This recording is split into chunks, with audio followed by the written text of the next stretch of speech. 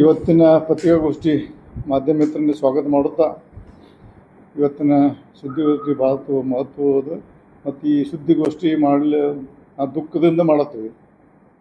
ರಾಜ್ಯ ಸರ್ಕಾರ ನಡವಳಿಕೆ ನಾವು ಯಾವುದೇ ಪಕ್ಷದ ಸರ್ಕಾರದಲ್ಲಿ ಬಟ್ ಸಾರ್ವಜನಿಕವಾಗಿ ಭಾಳ ಅನಾಹುತ ಅಂತ ನಡೆಯುವಂಥ ಈ ಕಾಂಗ್ರೆಸ್ ಸರ್ಕಾರದ ಧೋರಣೆಯಿಂದ ಭಾಳ ಬೇಸತ್ತು ಮನನೊಂದು ಇವತ್ತು ಪತ್ರಿಕಾಗೋಷ್ಠಿ ಕರೆದಿವೆ.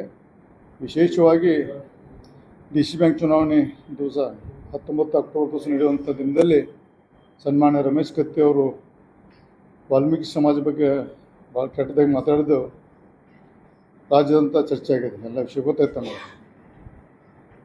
ಆ ಕೇಸ್ ಬಗ್ಗೆ ಹೆಚ್ಚು ಮಾತಾಡೋದಿಲ್ಲ, ಅದನ್ನು ಕಾನೂನು ರೀತಿಯಿಂದ ಅವ್ರು ಹೋರಾಟ ಮಾಡ್ತಾರೆ. ಅವ್ರ ಕಾನೂನಲ್ಲಿ ಏನಾಗ್ತೈತಿ, ಅದು ಕಾನೂನು ಕೋರ್ಟ್ ಅದ್ರ ಬಗ್ಗೆ. ಆದರೆ ದುರ್ದೈವ ಸಂಗತಿ ಅಂದರೆ ಮೊನ್ನೆ 2 ದಿವಸ ಹಿಂದೆ ಹುಕ್ಕೇರಿ ಗ್ರೇಡ್ 2 ತಹಸೀಲ್ದಾರ್ ವಾಲ್ಮೀಕಿ ಸಮಾಜ ಬೇಡ ಸಮಾಜ ಎಷ್ಟಿನ ಅಲ್ಲದ ಬರ್ಕೊಟ್ಟಾನೆ. ಭಾಳ ಅನಾಹುತ ಅಂತ ವಾಲ್ಮೀಕಿ ಮತ್ತು ಬೇಡ ಸಮಾಜ ಎಷ್ಟಿನ ಬರುವಂತೆ ಕೋರ್ಟಿಗೆ ಬರೆದುಕೊಟ್ಟಾನೆ. ಅಂದರೆ ಉದಾಹರಣೆ, ಈಗ ನಾವು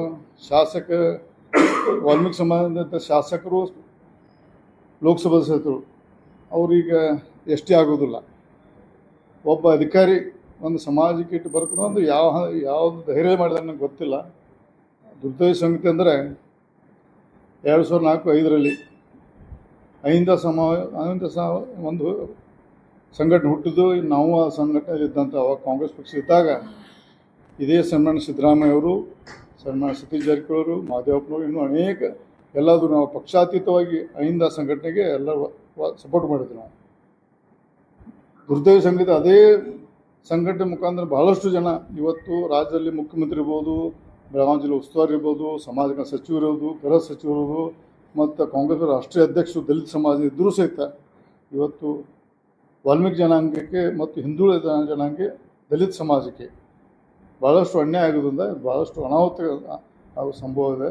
ಅದಕ್ಕೆ ಇದೊಂದು ಭಾಳ ಪತ್ರಿಕಾಗೋಷ್ಠಿ ಭಾಳ ಗಂಭೀರವಾಗಿ ತಗೊಂಡು ಇವತ್ತು ನಾವು ರಾಜ್ಯ ಸರ್ಕಾರಕ್ಕೆ ಮತ್ತು ಕೇಂದ್ರ ಸರ್ಕಾರಕ್ಕೆ ನಾವು ಅತಿ ಶೀಘ್ರದಲ್ಲಿ ನಾವು ಲಿಖಿತ ಮೂಲಕ ನಾವು ಇಲ್ಲಿ ನಡೆಯುವಂಥ ಅನಾಹುತ ಒಂದು ದಲಿತ ಸಮಾಜಕ್ಕೆ, ವಿಶೇಷವಾಗಿ ಹಿಂದುಳಿದ ಸಮಾಜಕ್ಕೆ ಈ ಸರ್ಕಾರದ ರಕ್ಷಣೆ ಇಲ್ಲ, ನಮಗೆ ಕೇಂದ್ರ ಸರ್ಕಾರ ಮತ್ತು ಕೋರ್ಟು ರಕ್ಷಣೆ ಬರಬೇಕಂತ ಈ ಸಂದರ್ಭದಲ್ಲಿ ಕಾನೂನು ರೀತಿಯಿಂದ ಹೋರಾಟ ನಾವು ಈ ಮುಂದಿನ ದಿನದಲ್ಲಿ ನಾವು ಬರೀ ವಾಲ್ಮೀಕಿ ಸಮಾಜ ಅಲ್ಲ, ಇಡೀ ದಲಿತ ಸಮಾಜ, ಹಿಂದುಳಿದ ಸಮಾಜ ಅಂತ ಅಹಿಂದ ಸಮಾಜದ ನಾವು ಯಾಕಂದ್ರೆ ಬರೀ ನೇತೃತ್ವ ಇಸ್ಕೊಂಡು ರಾಜಕೀಯಕ್ಕೋಸ್ಕರ ಫಾಯ್ದೆ ಮಾಡ್ಕೊಂಡು ಇವತ್ತು ಬಾಯಿ ಸುಕ್ಕುವಂಥ ನಾಯಕರ ಬಗ್ಗೆ ಭಾಳಷ್ಟು ಮನನೊಂದು ನಾವೇ ಇನ್ನು ಕೈಗೆ ಎತ್ತುಕೊಳ್ಳಬೇಕನ್ನೋ ಸಂದರ್ಭದಲ್ಲಿ ಇವತ್ತು ಪತ್ರಿಕಾಗೋಷ್ಠಿ ಮಾಡಿದ್ದೇವೆ.